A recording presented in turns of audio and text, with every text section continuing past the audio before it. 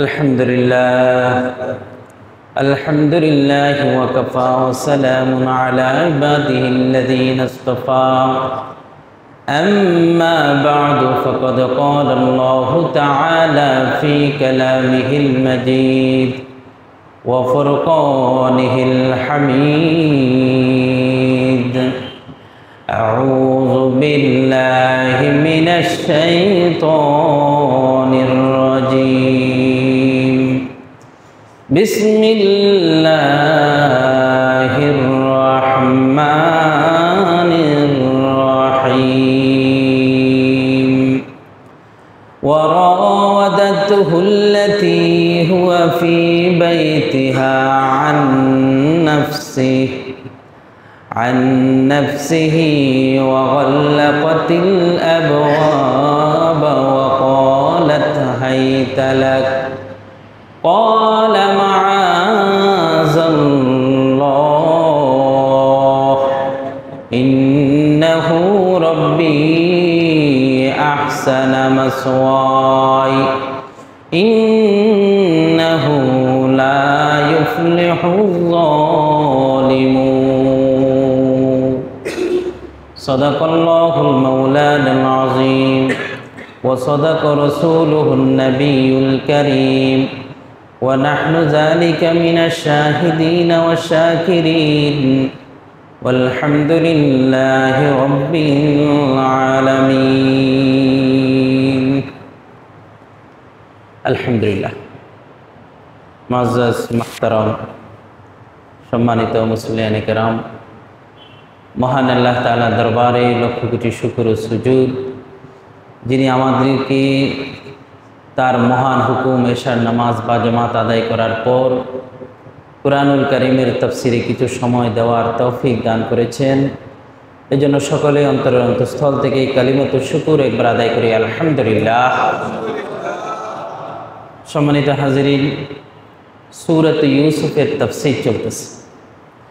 ইতিপূর্বে আমরা সূরাত ইউসুফের 22টি আয়াতের তাফসীর শেষ করেছি। আজ সূরাত ইউসুফের 23তম আয়াত পাঠ করা হয়েছে। 23তম আয়াত থেকে তাফসীর শুরু হবে ইনশাআল্লাহ। ইতিপূর্বে সর্বশেষ যে আলোচনা হয়েছে সেটা হলো হযরত ইউসুফ আলাইহিস সালামকে মিশরের বাজারে বিক্রি করে দেওয়া হয়েছে। কিভাবে বিক্রি করা হয়েছে? যে ইউসুফ আলাইহিস সালামকে এক পাল্লায় আরেক পাল্লায় তার সম ওজন স্বর্ণ, আবার ইউসুফ আলাইহিস সালামকে এক পাল্লায় অপর পাল্লায় তার সম ওজনে রেশমি কাপড়, সুবহানাল্লাহ, আবার ইউসুফ আলাইহিস সালামকে এক পাল্লায় এবং তার সম ওজনের হরিণের মিগুনাবি মেশক আম্বরের বিনিময়ে বিক্রি করা হয়েছে। সুবহানাল্লাহ। এটা সাধারণ কোনো মানুষের পক্ষে সম্ভব নয়। কিনেছেন কে? তৎকালীন মিশরের রাষ্ট্রপতির যে অর্থমন্ত্রী ছিল, অর্থমন্ত্রী যিনি ছিলেন, যাকে তাওরাতের ভাষায়, বাইবেলের ভাষায় যাকে বলা হয় পুতিপল, আর কোরআনের ভাষায় তাকে বলা হয় আজিজে মিশর। কি বলা হয়? আজিজে মিশর। এই আজিজে মিশরের অর্থমন্ত্রী তিনি হযরতে ইউসুফ আলাইহিস সালামকে কিনছেন। কিনে স্ত্রীর কাছে পৌঁছাইলেন। স্ত্রীকে বললেন, এই বাচ্চাটাকে তুমি খুব সযত্নে লালন পালন করবা, এটা আমাদের উপকার আসতে পারে। অথবা আমাদের তো কোনো সন্তান হয় না, আমরা দুইজনেই নিঃসন্তান, আমরা একে সন্তানও বানায় নিতে পারি।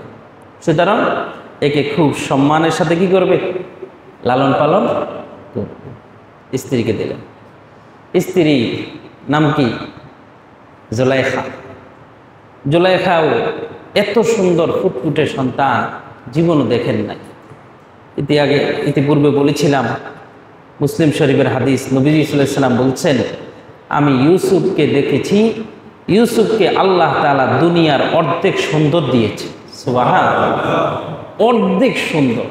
আর তাম দুনিয়ার কিয়ামত পর্যন্ত যত মানুষ আসবে সব মানুষের অর্ধেক সুন্দর। তাহলে মানে অনুধাবন করতে পারেন কেমন সুন্দর।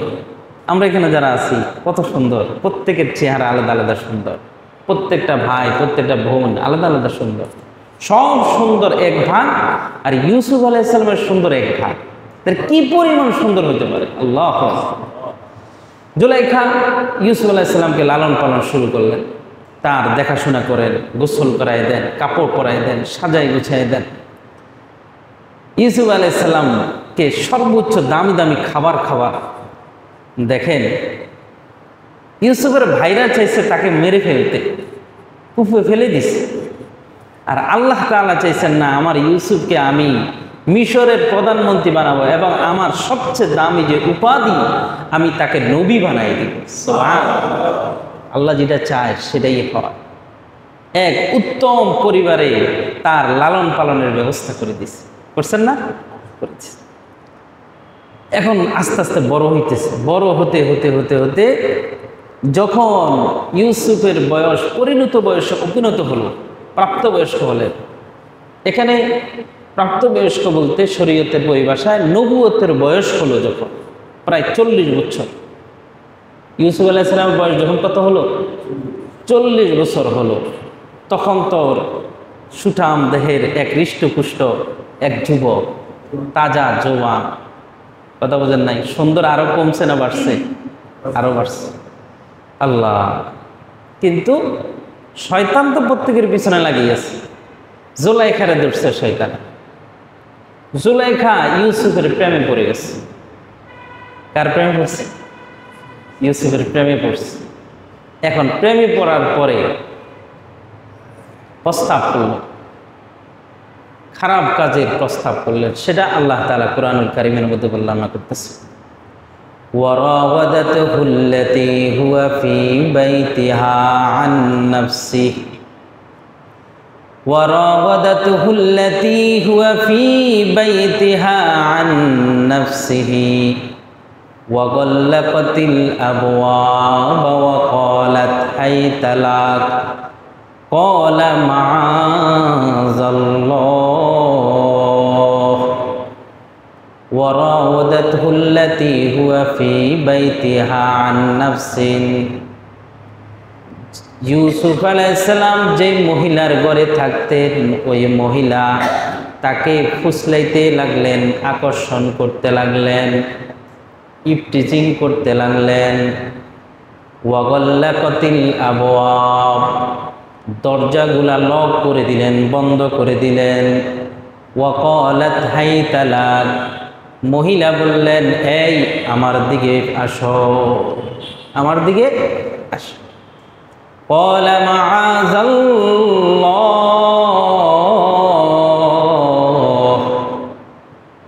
ইউসুফ বললেন, আমি আল্লাহর আশ্রয় প্রার্থনা করি। সুবহানাল্লাহ। আমি আল্লাহর আশ্রয় প্রার্থনা করি। ইন্নাহু রব্বি, তিনি আমাকে লালন পালন করেন, তিনি আমার রব। আহসানা মাসওয়াই, তিনি আমাকে সর্বোত্তম ঠিকানা দিয়েছেন। ইন্নাহু লা ইউফলিহুজ যালিমুন, নিশ্চয় নিশ্চয় জালেম কোনোদিন সফল হবে না। আসেন এবার তাফসীর করি সংক্ষিপ্তভাবে। ওয়ারাওয়াদাতহু আল্লাতী হুয়া ফী বাইতিহা আন নাফসি, মহিলা ইউসুফকে ফুসলাইতে লাগলেন। কোন মহিলা? যে মহিলার ঘরে ইউসুফ ছিল। এখানে প্রথম কথা হলো যে আল্লাহ তাআলা এখানে সরাসরি বললে তো চলতো, আজিজে মিশরের স্ত্রী তাকে ফুসলাইল, সেটা না বলে বলছে কি, যে মহিলার ঘরে তিনি বসবাস করতেছেন। এই কথাটা কেন বললেন? মুফাসসিরিনে কেরাম বলেন, এটা বলার কারণ হলো, একজনের ঘরে আপনি গেছেন, সেই লোকটা আপনাকে কোনো একটা জিনিস আবেদন করলে আপনি এটা মানতেও পারেন, নাও মানতে পারেন।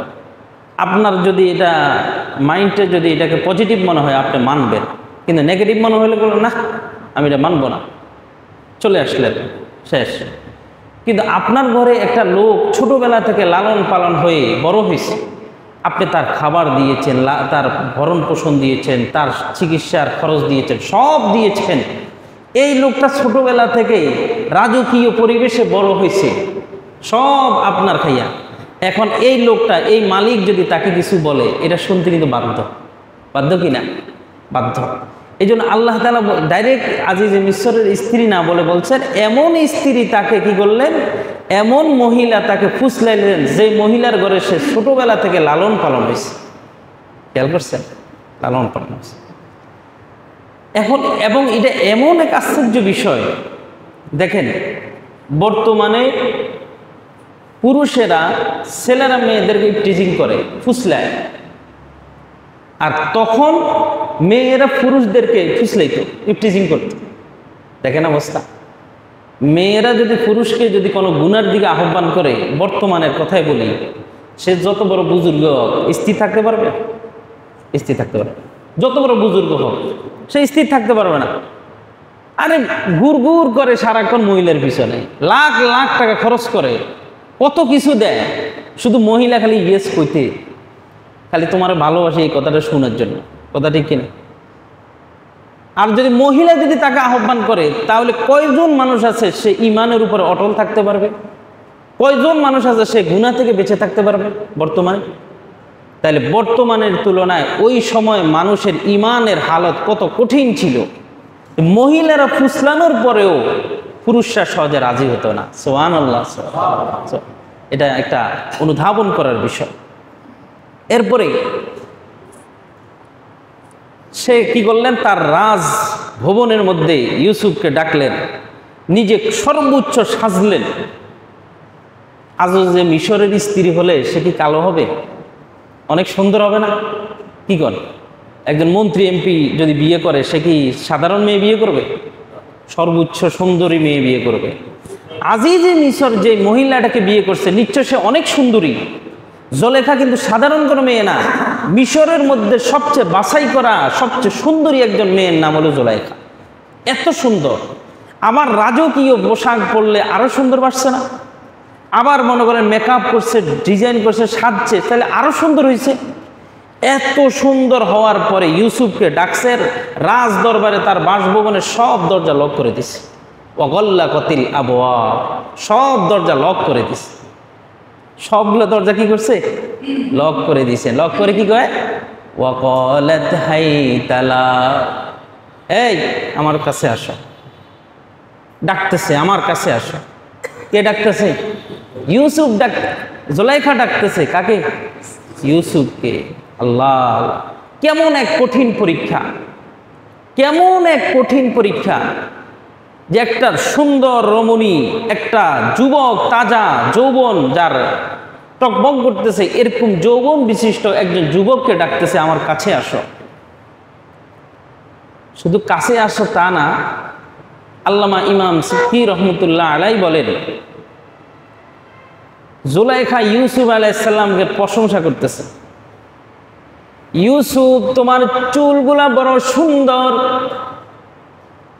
ইউসুফ আলাইহিস সালাম উত্তর দিলেন, জুলেখা, আমি মারা যাওয়ার পরে আমার শরীর থেকে সর্বপ্রথম আমার চুলগুলা আলাদা হয়ে যাবে। একটা মানুষ মারা যাওয়ার পরে সর্বপ্রথম চুলগুলা আলাদা হয়ে যায়, 3 দিন 4 দিন পরে চুলগুলা সব ঝরে যায়। ইউসুফ বললেন, জুলেখা, তুমি আমার চুল দেখে পাগল হয়েছ, অথচ আমি ইউসুফ মারা যাওয়ার পরে আমার শরীর থেকে চুলগুলো আলাদা হয়ে যাবে। ইউসুফকে এবারে জুলেখা বলেন, তোমার চোখগুলো বড় টানা টানা, বড় সুন্দর। ইউসুফ আলাইহিস সালাম বললেন, আমি মারা যাওয়ার পরে সর্বপ্রথম আমার চোখগুলা গলে পানি হয়ে যাবে। জুলেখা বললেন, ইউসুফ রে, তোমার গালগুলা বড় সুন্দর, মুখমণ্ডলটা বড় সুন্দর। ইউসুফ আলাইহিস সালাম বললেন, আমার মুখমণ্ডল দেখে পাগল হয়েছ, অথচ আমার মুখের, আমার দেহের এই মাংসগুলা পোকামাকড়ের খাবার। এইভাবে চিন্তা করেন কতটুকু ইমানের উপরে অটল অবিচল থাকলে, ইমান কত বেশি হলে একজন তরুতাজা যুবক একটা সুন্দর সাজুগুজু একটা রমণীকে এই প্রশ্নের উত্তরগুলো এইভাবে দিতে পারে। ওয়াকালাত হাইতালা, ইউসুফ তুমি আমার কাছে আসো, আমার কাছে আসো, আমার কামনা বাসনা পূরণ করো। সঙ্গে সঙ্গে ইউসুফ, প্রত্যেকটা ইমানদার, প্রত্যেকটা নবী সর্বপ্রথম যে কাজ হবে কোনো মুসিবত যদি সামনে আসে সর্বপ্রথম যেই কাজ সেটা হলো হযরত ইউসুফ বললেন ক্বালা মাআযাল্লাহ, আমি আমার আল্লাহর আশ্রয় প্রার্থনা করি। এটা আমার একটা মুসিবত, এটা আমার একটা বিপদ, আমি এই বিপদ থেকে বাঁচার জন্য আমি আমার মালিকের আশ্রয় চাই, আমি আমার মালিকের আশ্রয় চাই। ইউসুফ দেখছেন যে এটা বড় মারাত্মক এক ফিতনা, এই মহিলার ফিতনা থেকে বাঁচা বড় কঠিন। এই জন্য নবীজি বলছেন আন নিসাউ মিন হাবাইলিশ শাইতান, মহিলারা হলো শয়তানের নেটওয়ার্ক, জাল। মহিলারা হলো শয়তানের জাল, জাল দ্বারা যেমনিভাবে মানুষকে বেষ্টন করে ফেলে যায়, ঠিক একটা মহিলা যে কোনো একটা পুরুষকে তার সলসাতুরি দ্বারা তাকে আবদ্ধ করে ফেলতে পারে। মহিলা এত ডেঞ্জারাস, এত কঠিন জিনিস। শয়তান মহিলাদেরকে দিয়ে কিন্তু ইমানদারের ইমান নষ্ট করে, এই জন্য খুব সাবধান। এই জন্য নবীজি যখন দোয়া করতেন তখন বলতেন আল্লাহুম্মা ইন্নী আউযু বিকা মিন ফিতনাতিন নিসা, আল্লাহুম্মা ইন্নী আউযু বিকা মিন ফিতনাতিন নিসাই ওয়া মিন ফিতনাতিল মাসীহিদ দাজ্জাল। আয় আল্লাহ, আমি তোমার কাছে আশ্রয় প্রার্থনা করছি মহিলাদের ফিতনা থেকে এবং দাজ্জালের ফিতনা থেকে। চিন্তা করছেন, দাজ্জালের ফিতনা আর মহিলার ফিতনা থেকে নবীজি একসাথে দোয়া করছেন। তার মানে একটা মহিলার ফিতনা দাজ্জালের ফিতনা থেকে কম না। এই জন্য সাবধান। বদকার মহিলারা একজন ইমানদারের ইমান ধ্বংস করার জন্য, জাহান্নামে পৌঁছানোর জন্য যথেষ্ট। এই জন্য বদকার মহিলা থেকে খুব সাবধান, খুব সাবধান। আল্লাহ পাক আমাদেরকে হেফাজত করবেন, আমিন। হযরত ইউসুফ আলাইহিস সালাম বললেন মাআযাল্লাহ, আমি আল্লাহর আশ্রয় প্রার্থনা করি। আল্লাহ তাআলা কেন? ইন্নাহু রব্বি, তিনি আমার রব, আহসানা মাসওয়াই, তিনি আমাকে উত্তম ঠিকানা দিয়েছেন। কি ঠিকানা দিয়েছেন? উত্তম ঠিকানা দিয়েছেন। এই কথাটার দুইটা ব্যাখ্যা। একটা হলো যে ইন্নাহু রব্বি আহসানা মাসওয়াই, ইন্নাহু রব্বি, এখানে রব্বি থেকে ইউসুফ আলাইহিস সালাম আজিজে মিশরের কথা বলেছেন। তার মানে হলো যে দেখেন, আজিজে মিশর সে আমার একজন প্রতিপালক, তিনি আমাকে লালন পালন করেছেন এবং তিনি আমাকে উত্তম একটা ঠিকানা দিয়েছেন। তিনি তার ঘরের মধ্যে রেখে আমাকে লালন পালন করেছেন, এটা অনেক উত্তম না? সুতরাং আমি যেহেতু তিনি আমার মালিক, আমাকে লালন পালন করেছেন, সুতরাং আমি তার আমানতের খেয়ানত করতে পারবো না। আমি তার স্ত্রীর গায়ে হাত দিয়ে আমি তার সাথে বেয়াদবি, তার যে এহসান আছে সেই এহসানের খেলাপ করতে পারবো না। কথা বুঝে আসছে? এটা একটা তাফসীর। 2 নম্বর তাফসীর হলো যে না, এখানে ইন্নাহু রব্বি মানে হলো আমার রব আল্লাহ, যে তিনি আমাকে উত্তম ঠিকানা দিয়েছেন। কেমন উত্তম ঠিকানা? যে আমি ইউসুফ তো একটা একেবারে জঙ্গলের ভিতরে একটা কূপের মধ্যে ছিলাম, পোকামাকড় ভরা, সাপ বিচ্ছু ভরা একটা কূপের মধ্যে ছিলাম। সেই কূপ থেকে আমার রব আমাকে উঠিয়ে আজকে আজিজে মিশরের ঘরের মধ্যে লালন পালন করেছেন। এটা তো আমার রব করেছেন। সেই রবের নাফরমানি আমি কিভাবে করি? সুবহানাল্লাহ, আল্লাহু আকবার। ইন্নাহু লা ইউফলিহুজ যালিমুন, নিশ্চয় জালেম কোনোদিন সফল হবে না। জুলাইখাকেও নসিহত করতেছেন, জুলাইখা তুমি এটা জুলুম করতেছ, এটা জুলুম করতেছ, আর জুলুমকারী কখনো কি হতে পারে না? সফল হতে পারে। আমরা জালেম কাকে মনে করি? আরেকজনকে কষ্ট দিলে তাকে জালেম মনে করি না। সবচেয়ে বড় জালেম হলো যে গুনাহ করে, যে কি করে? গুনাহ করে। হাত দ্বারা, চোখ দ্বারা, কান দ্বারা, অঙ্গ প্রত্যঙ্গ দ্বারা যদি গুনাহ করে, এই গুনার শাস্তি দিবেন কে? আল্লাহ তাআলা। শাস্তিটা ভোগ করবে কে? আমার অঙ্গ প্রত্যঙ্গ না? তাহলে আমার মস্তিষ্ক দিয়ে আমি এই অঙ্গ প্রত্যঙ্গ দ্বারা গুনাহ করাইয়া আমার শরীরের উপরে শাস্তিকে আমি অবধারিত করে ফেললাম। সুতরাং আমার নিজের উপরে আমি শাস্তিকে অবধারিত করে আমার নিজের উপরে আমি নিজে জুলুম করলাম। এর জন্য যে গুনাহ করে সে বড় জালেম সে। আর ইউসুফ আলাইহিস সালাম বললেন আপনি জুলুম করতেছেন, এই জুলুমকারী কখনো সফল হবে না, সফল হবে না। সুবহানাল্লাহ। এরপরে শুনেন, আপনারা বিরক্ত হচ্ছেন? আরেকটা আয়াত পড়ি। এরপরে আল্লাহ তাআলা বলেন ওয়ালাকাদ হাম্মাত বিহি ওয়া হাম্মা বিহা। দেখেন আশ্চর্য ঘটনা। আল্লাহ আল্লাহ। ওয়ালাকাদ হাম্মাত বিহি, নিশ্চয় মহিলা তাকে কল্পনা করলো, মহিলা তার দিকে এগিয়ে আসলো। মহিলাকে জুলাইখা ইউসুফের দিকে এগিয়ে আসলো। ওয়া হাম্মা বিহা, ইউসুফও তার দিকে এগিয়ে যাওয়ার কল্পনা করলেন। কথা বুঝে আসছেন? লাউলা আর রাআ বুরহান রব্বি, লাউলা আর রাআ বুরহান রব্বি, যদি ইউসুফ আল্লাহর এক নিদর্শন না দেখত।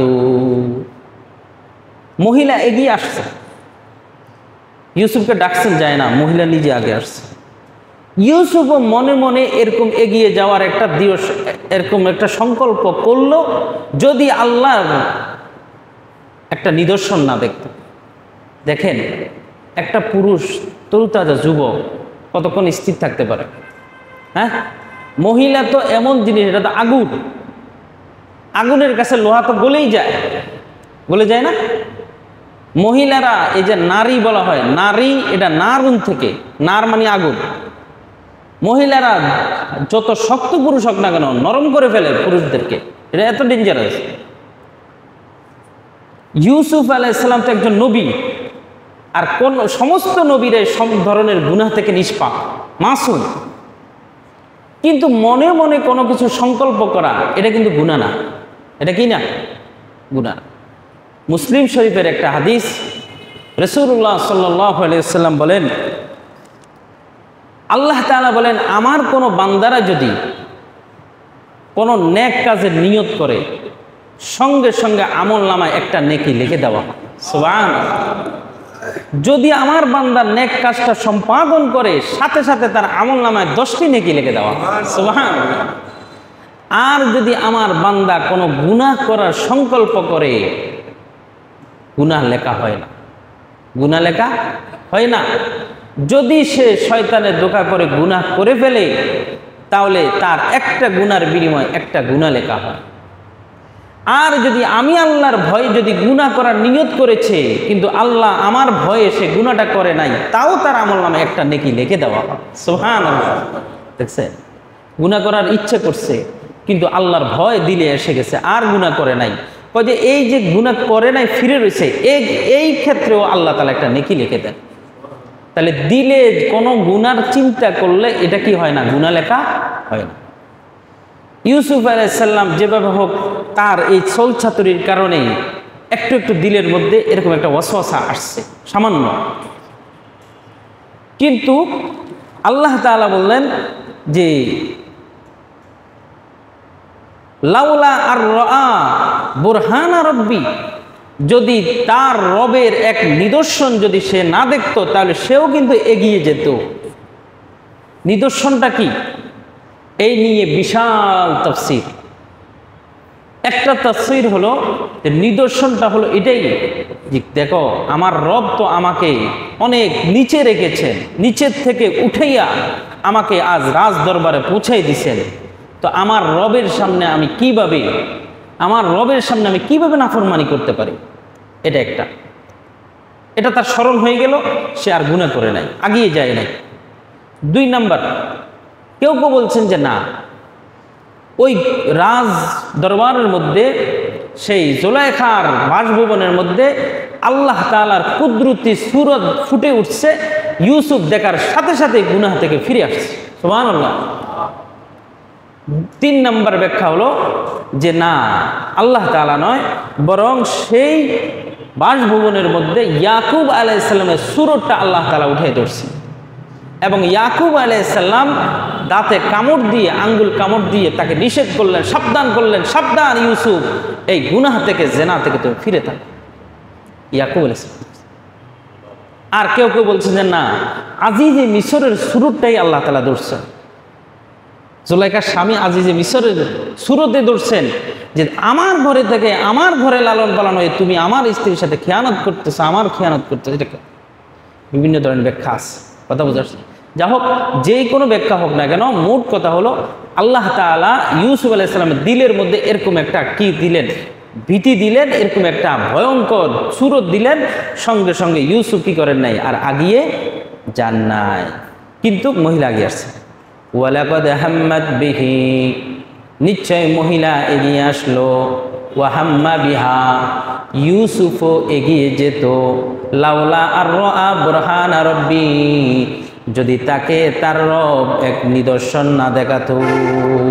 কাযালিকা লিনাসরিফা আনহু সুআ ওয়াল ফাহশা, এমনিভাবে আমি তাকে মন্দ কাজ এবং অশ্লীল কাজ থেকে ফিরে রেখেছি। ইন্নাহু মিন ইবাদিনাল মুখলাসিন, নিশ্চয় সে আমার এক খাস বিশেষ বান্দা। বলেন সুবহানাল্লাহ। ইউসুফ তো আমার এক বিশেষ খাস বান্দা, সে তো আমার এক পার্সোনাল লোক, তাকে দিয়ে আমি গুনাহ করাতে পারি না। কারণ সমস্ত আম্বিয়ে কেরাম নিম্ন মানের একেবারে সগীরে গুনাহ থেকে পর্যন্ত নিষ্পাপ। সুবহানাল্লাহ। কারণ নবীরাই যদি কোনো ছোটোখাটো যদি গুনাহে লিপ্ত হয়ে যায়, উম্মতের কি অবস্থা হবে? এই জন্য আল্লাহ পাক সমস্ত আম্বিয়ে কেরামকে একেবারে ছোট থেকে ছোট গুনাহ থেকেও কি রেখেছেন? নিষ্পাপ রেখেছেন। সুবহানাল্লাহ।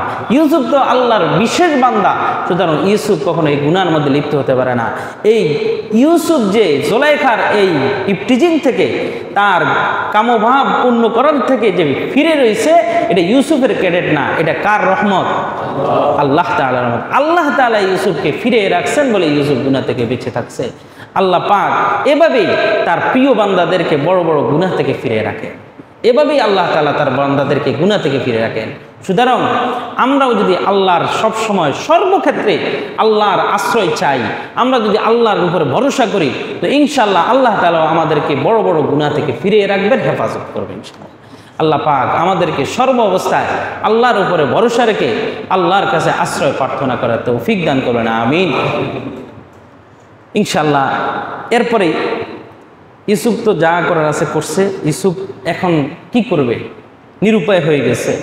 এখন নিরুপায় হয়ে ইউসুফ তার একটা চেষ্টা চালাইছে। কি চেষ্টাটা চালাইছে এবং চেষ্টায় সফল হয়েছে কিনা, এই ব্যাপারে আগামী সপ্তাহে আলোচনা করবো ইনশাআল্লাহ। আল্লাহ পাক আমাদের সকলকে আল্লাহর উপরে ভরসা রেখে আল্লাহর উপরে আশ্রয় প্রার্থনা করার তৌফিক দান করবেন, আমিন।